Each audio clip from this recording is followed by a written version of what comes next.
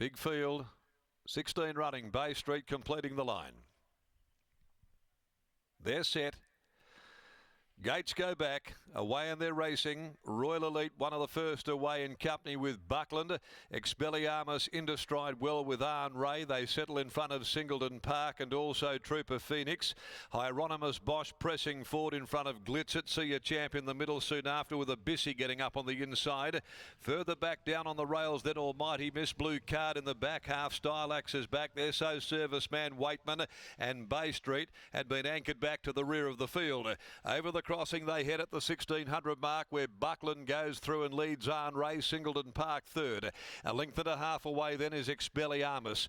Over on the inside the favourite Abyssy is next, travelling fifth. A further length Royal Elite. Then Trooper Phoenix down on the inside and an evenly run affair going over into the back.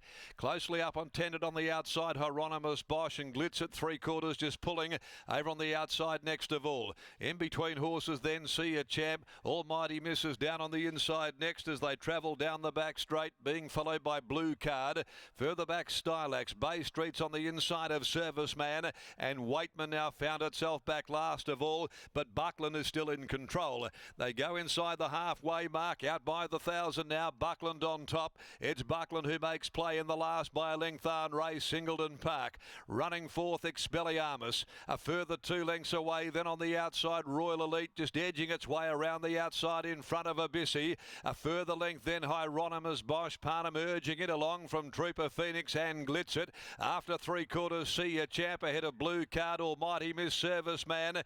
Well back in the field to Stylax and Waitman, and Bay Street Stone Motherless towards the home turn. They go past the 500 mark where Buckland was joined by Arn Ray. Going up now Expelliarmus on the outside, but immediately coming under pressure. Royal Elite is next of all. Then a gap of 2 or 3 lengths. See a Champ, Serviceman, Blue Card, and then Hieronymus Bosch, which has picked its way through the field. But Buckland and Arn Ray have come away. On the outside, Arn Ray reaches the lead from Buckland. Expelliarmus. Here's Royal Elite coming down the grandstand side with See a Champ. Arn Ray, Buckland. Royal Elite the widest of them. Arn Ray's in front. Royal Elite gets on equal terms. Royal Elite, Arn Ray, Royal Elite. Royal Elite did best. Royal Elite went home to win the last from Arn Ray. Stylax might have grabbed third, and See a Champ is close up. Bay Street over towards the cutaway, and then Abyssy, Hieronymus Bosch, Blue Card. Next home Buckland, followed further back behind those when they'd pulled up.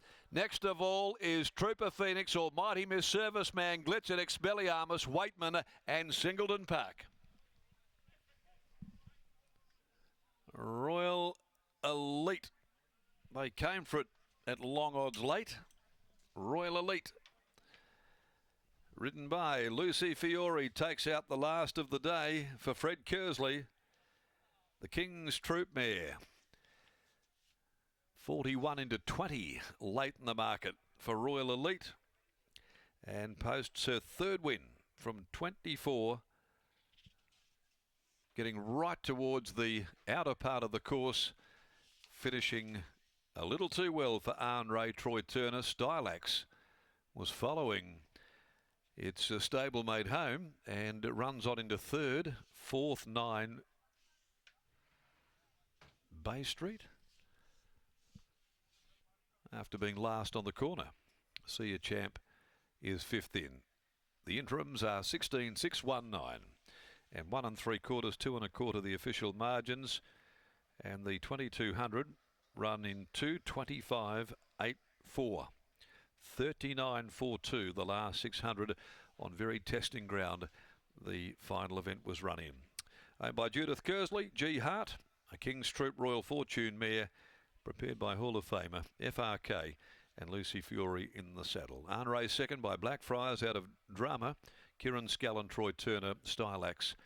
Stablemate of the winner by Thorn Dancer from Biscay Bonnie, and Matty Derrick in the saddle, and they were queuing up there behind them for 4th and 5th placings. As we head downstairs to Lockie Taylor to bring us home after the last on the card.